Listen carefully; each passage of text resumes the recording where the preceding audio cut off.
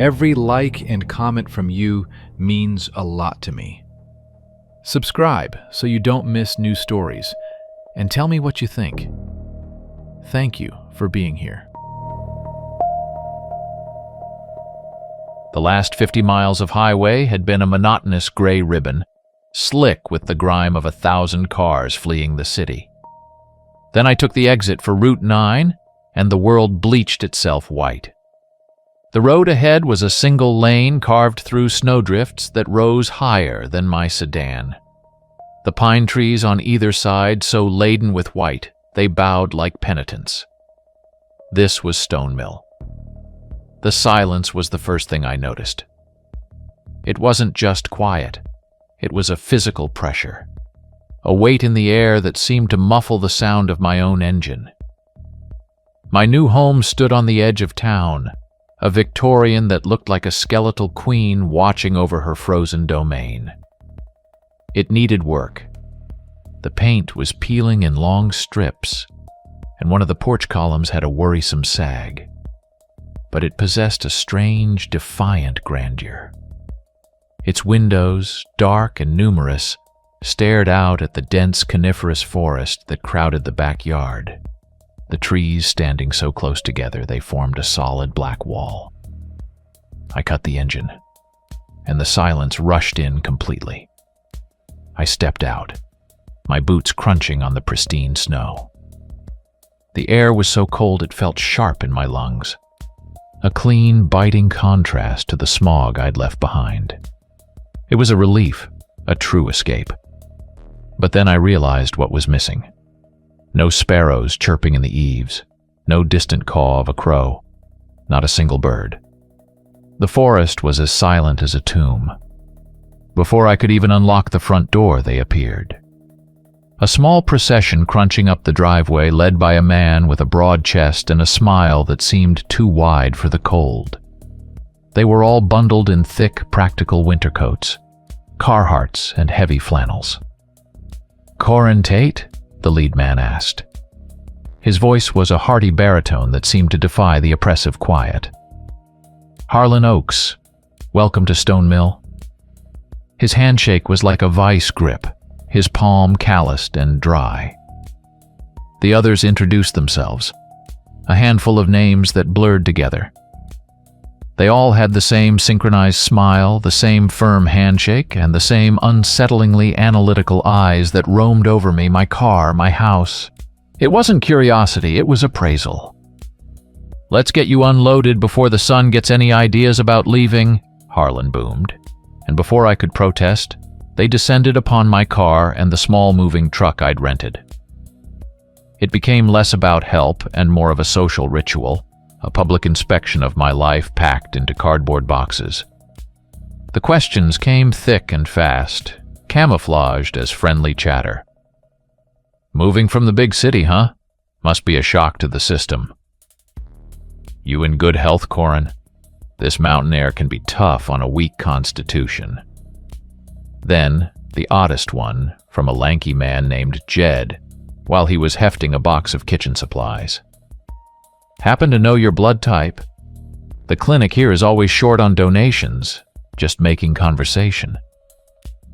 I mumbled something about being O-negative, and a strange, quiet look passed between him and Harlan. They were vetting me. We were standing on the porch, the last of my boxes stacked in the foyer, when the light began to fail. The sun bled out behind the sharp peaks of the pines, painting the snow in shades of orange and violet.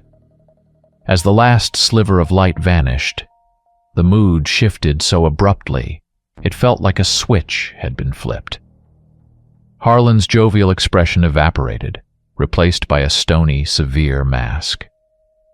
The smiles on the others' faces vanished in unison. "Now, listen to me, Corin." Harlan's voice was low, devoid of its earlier warmth. "This is important. There are rules here, the rules of the night after Christmas."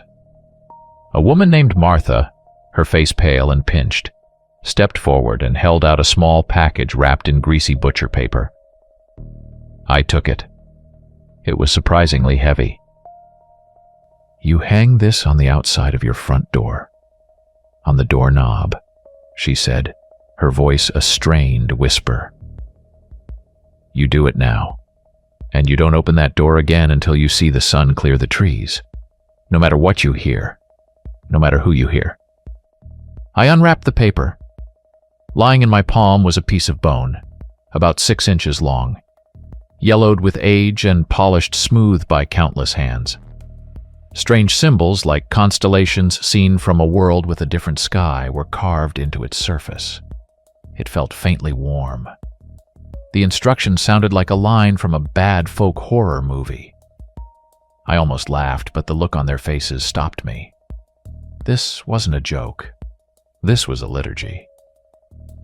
"It's a local tradition?" I managed, trying to sound respectful. Harlan didn't answer. He just stared at me with those cold, assessing eyes. "Hang the bone, Corin." And then they were gone. They didn't stroll away. They turned and walked quickly, almost jogging, back down the driveway and into the encroaching darkness. Within a minute, I was alone on the porch, the profound silence of Stonemill descending once more. I looked down at the bone in my hand. An inexplicable wave of revulsion washed over me. It felt unclean, ancient in a way that had nothing to do with age.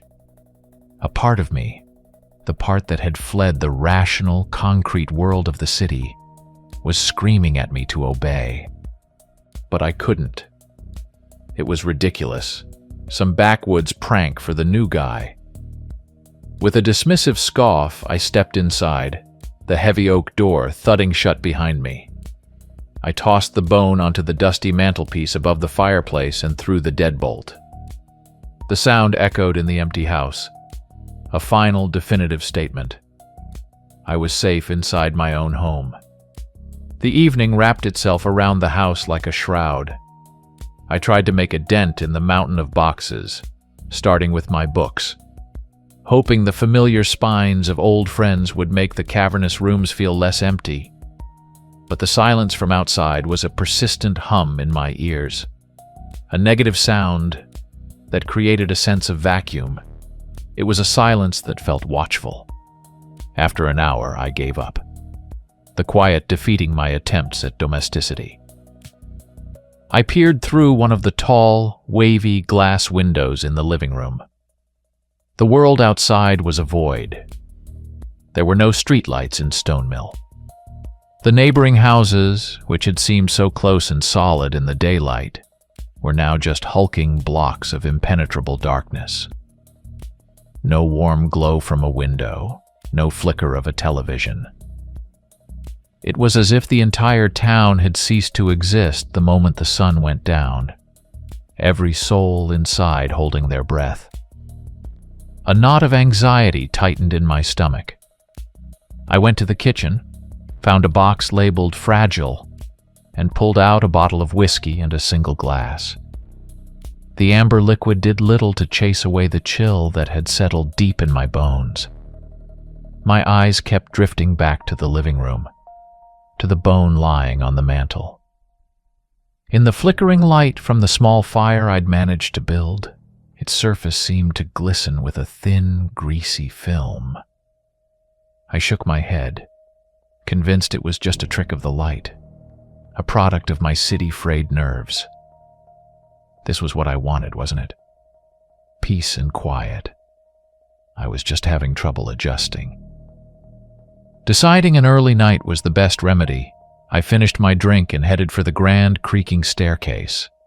I left the bone where it was, a silent monument to my own rationality. Sleep, I told myself, would reset everything. But sleep was a fractured, restless thing. I dreamt I was standing in the deep snow of my backyard, the forest looming over me. I tried to run, to get back to the house, but my legs wouldn't move. I looked down and saw they weren't legs anymore, but thick, gnarled roots, burrowing deep into the frozen earth, trapping me as something vast and unseen moved between the trees. I woke with a gasp, my heart hammering against my ribs. It wasn't the dream that had woken me. It was a feeling. A low, pervasive vibration thrumming up through the floorboards, through the frame of the old bed.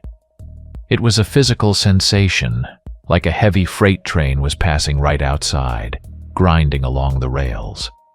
But there was no sound, no roar of an engine, no clatter of wheels. Just the silent, bone-shaking tremor. It lasted for a full minute, then faded away, leaving the silence even more profound than before. My throat was sandpaper dry. I swung my legs out of bed, the floorboards groaning under my weight, and made my way downstairs for a glass of water. The fire had died down to a bed of glowing embers, casting long, dancing shadows. As I passed the front door, I stopped. Something was wrong. The massive oak door, which I knew to be at least 3 inches thick, was visibly bowed inward in the center. The wood strained as if an immense, steady pressure was being applied from the other side. I took a hesitant step closer, my bare feet cold on the wood floor. And then I heard it. A sound from the other side of the door, right at the bottom crack. It was a heavy, wet, snuffling breath. Inhale, exhale. Slow, deep, and guttural. Something was out there, on my porch, sniffing at the threshold, its breath fogging the frigid air. I could almost feel the warmth of it through the wood. My own breath caught in my chest. I stood frozen, the water forgotten. My hand clenched so tight around the empty glass I thought it might shatter.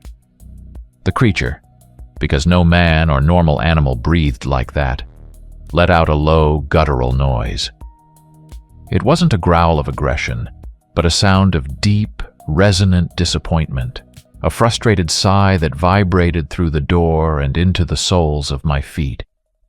Then I heard the heavy scrape of something dragging across the wooden porch, and the slow, impossibly heavy tread moving away.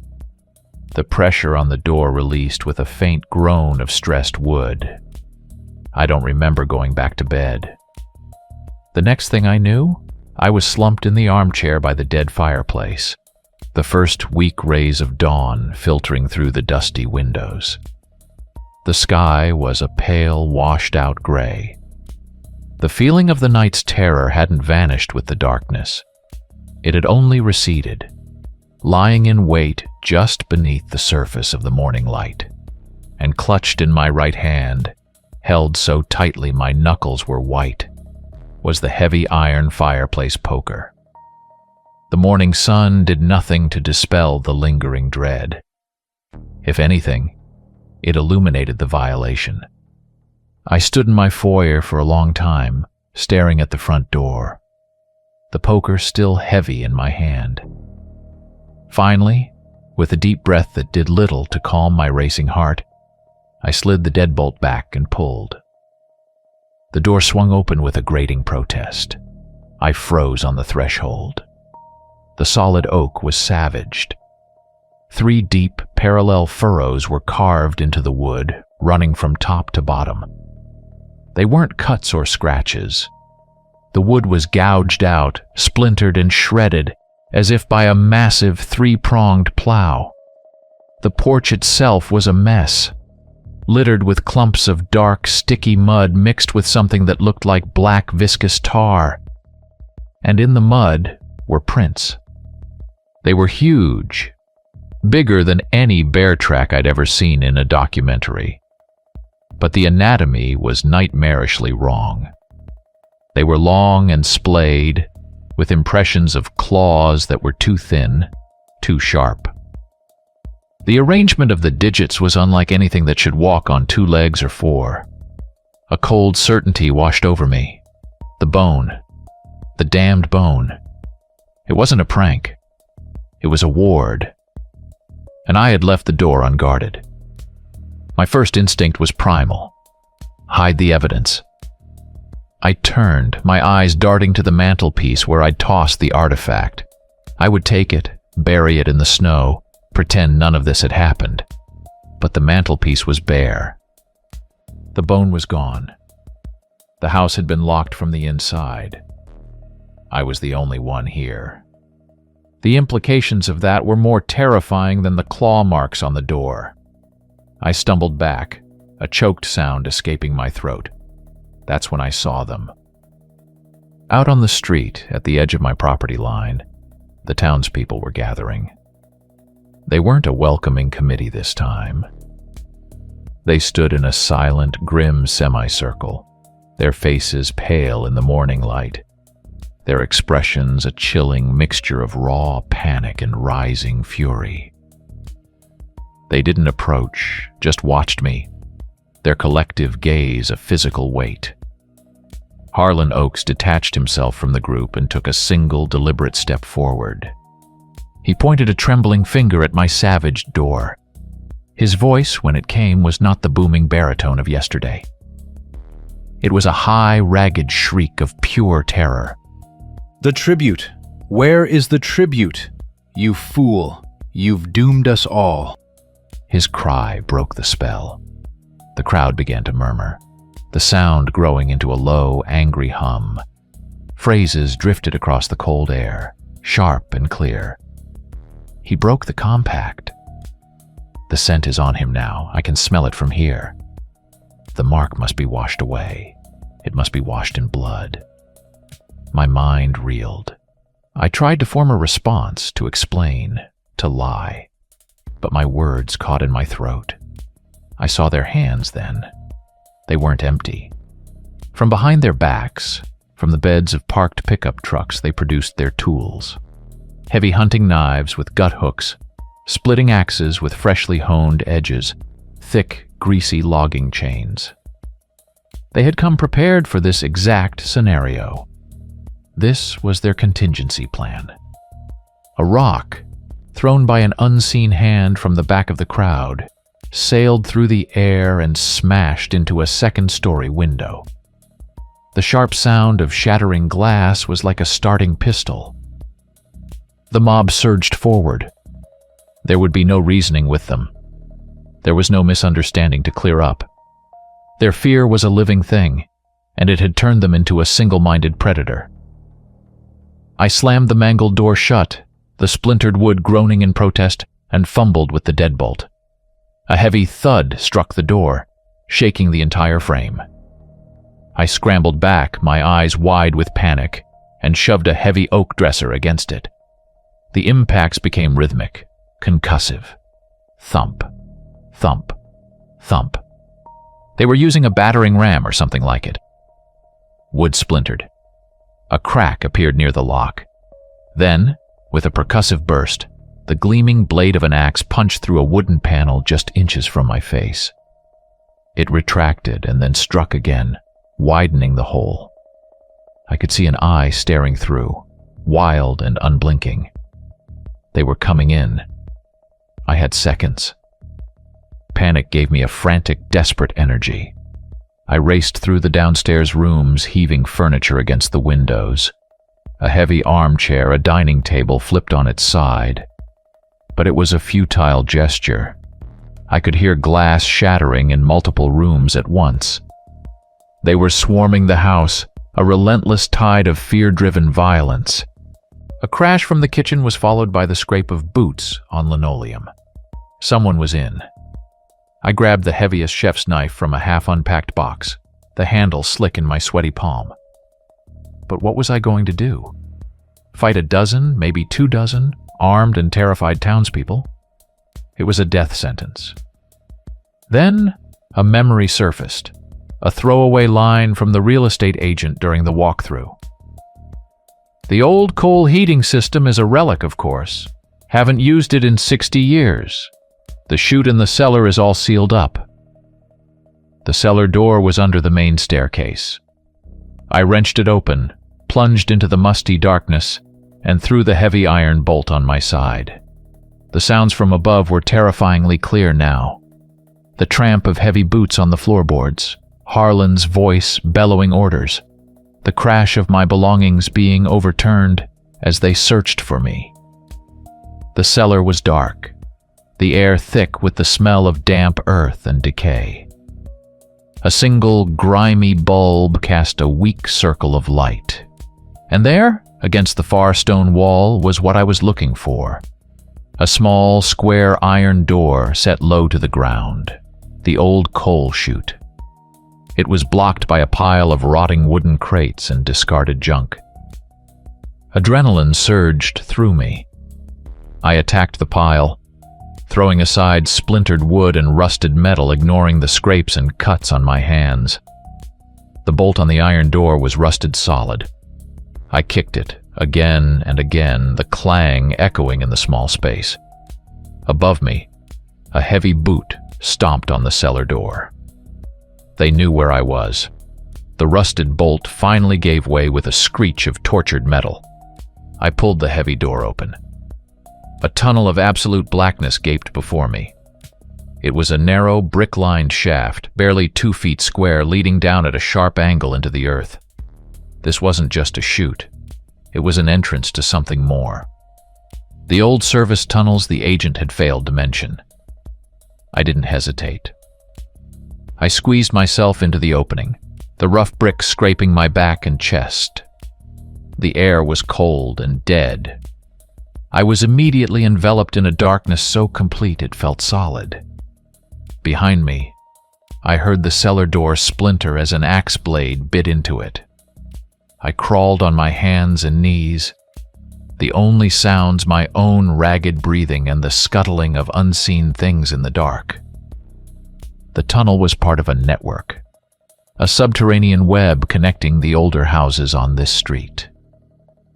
Above me, I could hear the muffled thud of footsteps running on the frozen ground as the hunt continued on the surface. They were trying to track my progress. My outstretched hand hit something hard and metallic. A grate. I pushed. It held fast. Panic clawed at my throat. I drew my knees to my chest and kicked out with both feet. The rusty iron protested with a loud groan that seemed to reverberate endlessly through the confined space. I kicked again, and with a final deafening clang, the grate blew outward. I tumbled out onto a dusty concrete floor, landing in a heap of soot, cobwebs, and my own terror. I was in another cellar, this one filled with preserved goods in glass jars that lined the shelves like silent, watching eyes. I scrambled to my feet, gasping for air. But there was no time for relief. I could hear voices from the floor above me. In this house. I found the cellar stairs and crept up. Through a grimy window at the back of the house, I could see my own porch across the snow-covered yards. Harlan Oakes stood there, a figure of righteous fury directing the search parties. "Spread out!" he yelled, his voice carrying clearly on the frigid air. "Check every house. Don't let him get to the woods. Funnel him toward the town square. He can't escape the scent." I fled out the back door of the stranger's house, keeping low, using overgrown hedges and neglected sheds for cover. My lungs burned, and every muscle screamed in protest. The whole town was an open-air prison, and I was the one rat they needed to exterminate. I saw an older, more dilapidated house at the very edge of the residential street, its paint almost entirely gone, its porch sagging precariously. It looked forgotten. Desperate, I tried the back door. It was unlocked. I slipped inside, my heart pounding a frantic rhythm against my ribs. My plan was simple. Find a phone, keys to a vehicle, anything. The interior was dim, cluttered with decades of accumulated life, and smelled of dust and dried herbs. In the center of the living room, silhouetted against a grimy window, sat a figure in a wheelchair. It was an old woman, ancient, her skin like wrinkled parchment stretched thin over a delicate skull. She wasn't startled by my intrusion.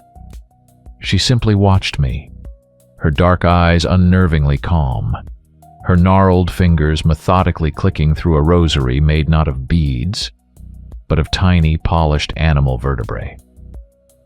"Keys," I gasped, brandishing the kitchen knife I still clutched. My voice was a ragged croak. "Give me car keys."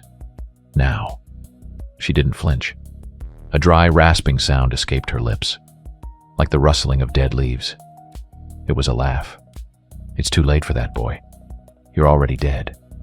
You smell of him. My blood ran cold. What are you talking about? What is that thing? You think we pay a tribute to survive? She said, her voice thin but steady. You city folk are so simple. Stone Mill is not a feeding ground. It is a cage. We are not its victims. We are its jailers, and we have been its prisoners for generations. She gestured with a bony hand toward the forest, visible through the window. He is bound to this valley. The compact keeps him here, keeps him manageable. The offering on the door isn't a sacrifice. It's a sign. It tells him the house is occupied by one of the keepers, not by an outsider. It tells him to pass by. Her gaze fixed on me, sharp and penetrating. But you didn't hang the bone. You left your door unmarked. When he came, he sensed a stranger, a hole in the fence. He marked you. The scent is on you now. A beacon. He can feel your heartbeat through the very earth. We have to kill you, boy. We have to kill you to erase the scent before he breaks free entirely to claim you. The pieces clicked into place with horrifying clarity. The cars sitting in every driveway, never used. The lack of a single road out of town besides the one I'd taken. They were all trapped here, slaves to a monstrous contract. The front door of the house creaked open, and a burly, middle-aged man stepped inside, carrying a shotgun. He must have been her son. His eyes found me instantly, and the shotgun came up, the twin barrels looking like black tunnels into oblivion. The old woman, Petra, let out a sharp cry. The legs, Abel. Shoot him in the legs. The beast needs him alive for the ritual of cleansing. There was no thought, only action. I grabbed a heavy ceramic vase from a nearby table and hurled it at the man. He flinched, and the shotgun blast went wide, obliterating a large mirror on the wall behind me. In that split second of chaos, I launched myself sideways, crashing through the large, closed living room window. The frame exploded outward with me. I landed hard in a snowdrift, glass shards biting into my arms and back. I scrambled to my feet, a searing pain shooting up my leg. Behind me, a deep, resonant sound began to clang through the town. A church bell, tolling a slow, steady rhythm. It wasn't a call to prayer. It was an alarm, a summons for the hunt. Ignoring the pain, I limped, then broke into a desperate run for the only place they hadn't wanted me to go. The forest. Plunging into the forest was like diving into cold, dark water. The air temperature dropped 10 degrees instantly. The trees were titans, ancient pines and spruces whose branches interlocked high above, forming a dense canopy that swallowed the daylight, casting the forest floor in a permanent twilight. The snow here was deeper, undisturbed, and my frantic pace slowed to a laborious slog. Behind me, the sound of the bell and the shouts of the townspeople faded. I risked a glance back and saw them. A line of dark figures with torches and weapons standing at the edge of the woods. They stopped there at the tree line, as if held back by an invisible wall. They wouldn't or couldn't follow me in, not after sunset. The woods were no longer silent. The snow crunched, but not always under my feet. The massive tree trunks groaned and creaked, not from the wind, but as if they were stretching ancient limbs. The shadows, long and distorted in the gloom, seemed to writhe and shift with a life of their own. The very air grew thick, heavy with a static charge that made the fine hairs on my arms stand on end. That's when I saw it. At first, I thought it was just a particularly large, misshapen tree deep in the woods. But then it moved. It unfolded itself from the landscape, rising to a height that dwarfed the tallest pines. Its limbs were impossibly long and jointed at wrong angles. Its head, silhouetted against the sliver of remaining light, was crowned with what looked like a rack of antlers. But as it turned, I saw they weren't antlers at all. They were bare, gnarled branches that had grown up and through its very skull, twisting toward the sky. This was no mere beast of fur and fang. This was a walking piece of the forest itself, a horrifying amalgamation of dead wood, living flesh, and ancient malevolent power. The keeper, the jailer. It moved with a slow, jerky gait that was deceptively fast, each step covering a dozen yards. The sound of its movement not a footfall, but the crack of a tree trunk splitting in a winter freeze. It stopped, and a sound emanated from it that was felt more than heard. It was a deep, resonant hum, an infrasound that vibrated in my chest cavity and made my teeth ache. Warm blood trickled from my nose. My muscles seized, paralyzed by a primal, biological terror that bypassed all rational thought.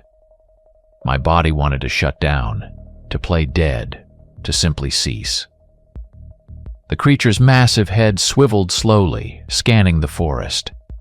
It had no visible eyes, only dark hollows in a face of bark and bone. It didn't need them. I could feel its attention settle on me, a tangible pressure. It wasn't seeing me. It was sensing the mark, the scent Petra had spoken of. The scent of a broken rule. My paralysis broke.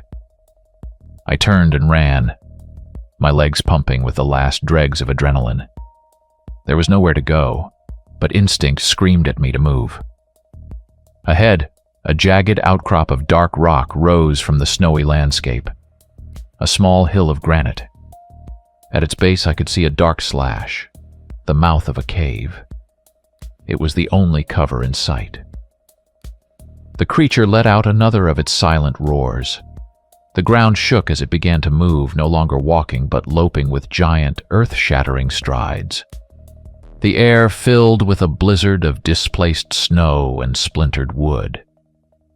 I dove headfirst into the dark fissure in the rock just as a colossal clawed hand, made of what looked like petrified roots, scythed through the air where I had been. The entire top of the rock outcrop sheared off, exploding into a shower of granite shrapnel. I had found shelter, but I had also just run into the dragon's den. The cave was a narrow, claustrophobic fissure that wound deep into the rock.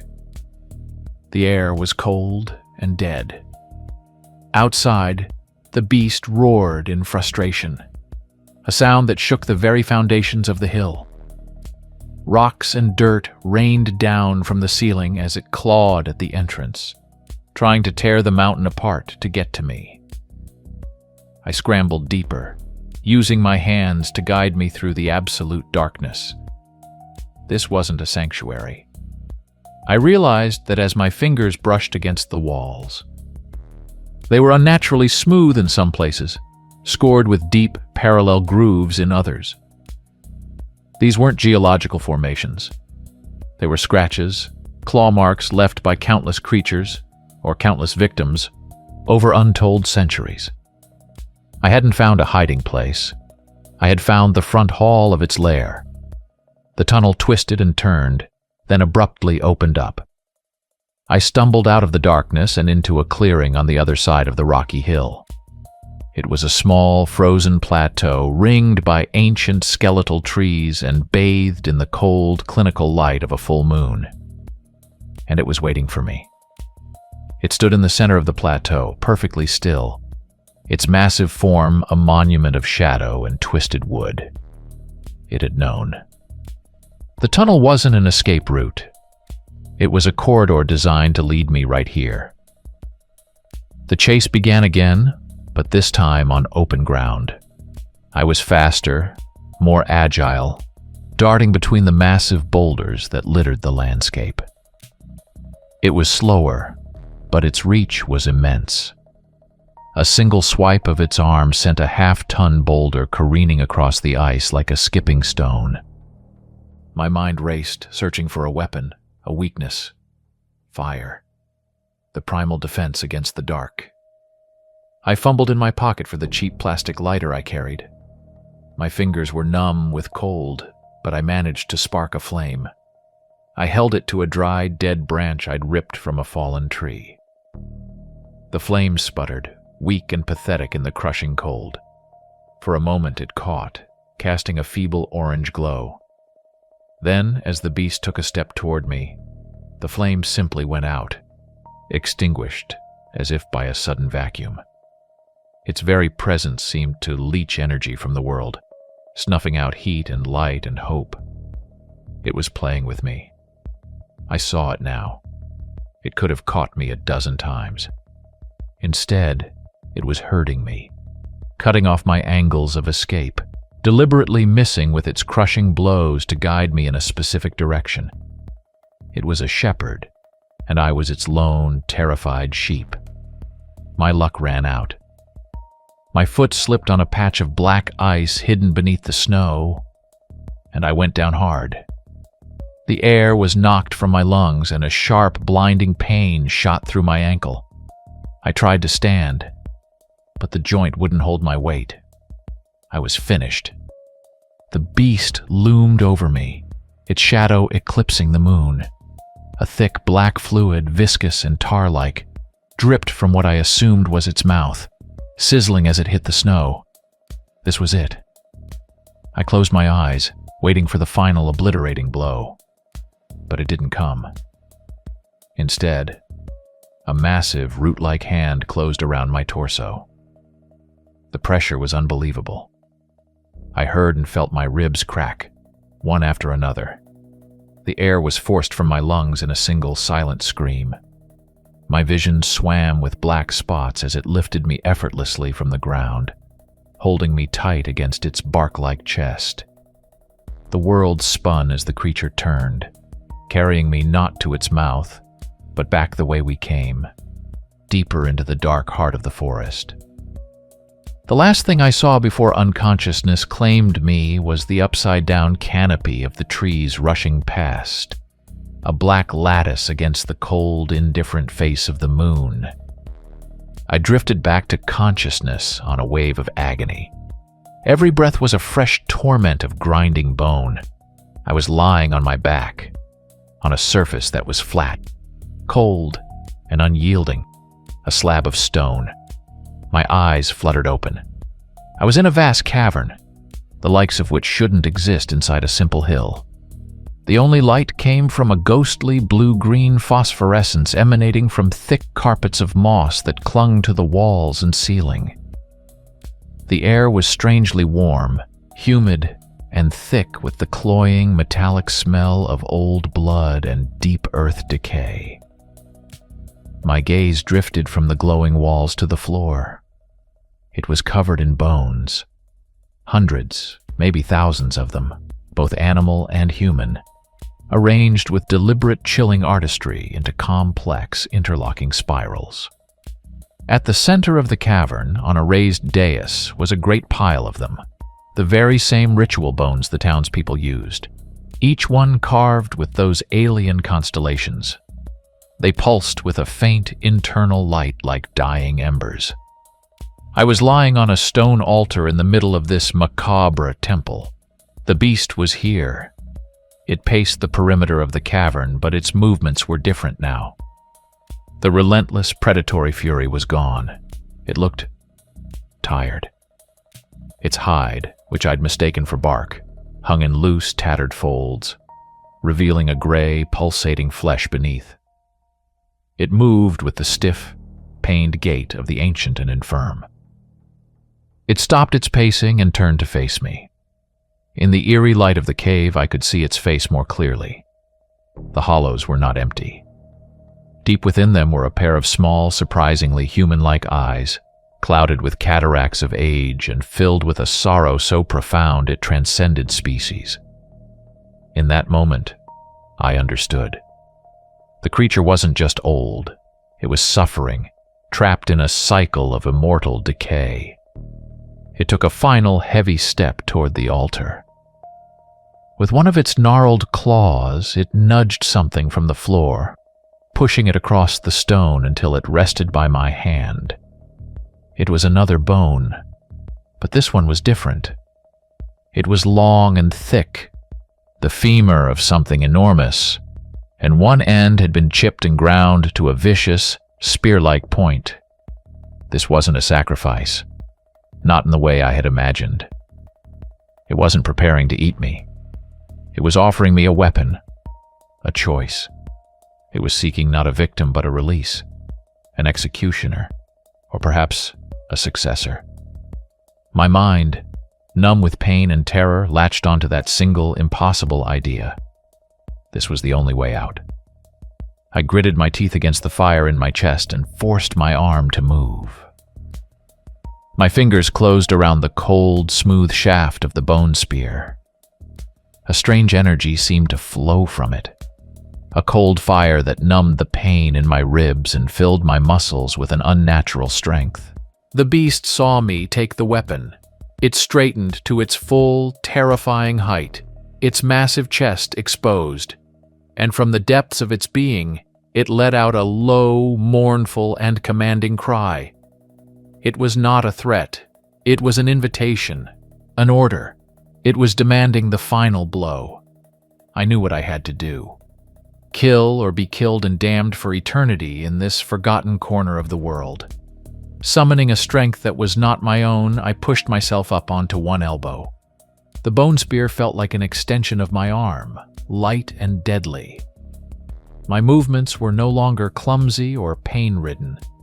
They were fluid, precise, guided by the ancient power humming within the weapon. The beast lowered its head and charged. It wasn't an attack, but a final willing act of surrender. It rushed forward, closing the distance in a single ground-shaking stride, aiming its own chest directly at the point I held. There was no meaty thud of impact. There was a sound like a great canvas tearing, a wet, violent rip that was swallowed by a deafening howl of release. The spear plunged deep into its chest, and the creature impaled itself upon the point, driving it home with its own momentum. The force of it threw me back onto the stone altar. Black blood, thick as crude oil, erupted from the wound. It sprayed across my face and chest, and I cried out, expecting it to burn like acid. But it didn't burn. It was cold, and instead of dripping off, it soaked into my skin, absorbed as if my pores were parched earth drinking rain. The beast fell to its knees before the altar, its great head bowed. Its form began to waver, to lose its solidity. The bark-like hide and branch-like horns crumbled away, turning to gray dust. A voice, not of a single creature but of 1,000 overlapping whispers, echoed directly inside my skull. The collective consciousness of every soul that had borne this curse. Free. The monster's body collapsed entirely, dissolving not into a heap of flesh but into a swirling vortex of gray ash. The ash did not settle. It defied gravity, twisting into a dense, roaring column that engulfed the altar, engulfing me. I screamed, trying to fight it, but the ash was everywhere. It filled my mouth, my eyes, my lungs, choking me, blinding me. I felt it seeping into me, a million tiny particles breaching the walls of my cells, overriding my very DNA. The pain was cosmic. My bones began to pop and groan, then snapped audibly as they stretched and reformed, elongating into new, terrifying proportions. My muscles tore themselves apart and were rewoven in an instant, becoming denser, harder than steel. It was an agony beyond any human comprehension, but beneath it, horribly, was a growing ecstasy, a thrill of power that was utterly seductive. Flashes of memory, not my own, assaulted me, centuries of imprisonment within the valley, a burning hatred for the small, fearful creatures who kept the cage locked, an all-consuming hunger not for blood, but for the horizon, for the freedom of an open sky. The transformation, which felt like an eternity, was over in seconds. The whirlwind of ash subsided, absorbed completely into my new form. I fell forward off the altar, landing not on 2 feet, but on 4 limbs. It was not a posture of submission. It was the crouch of a predator, coiled and ready to spring. The pain was gone, replaced by a cold, clear, and terrifying purpose.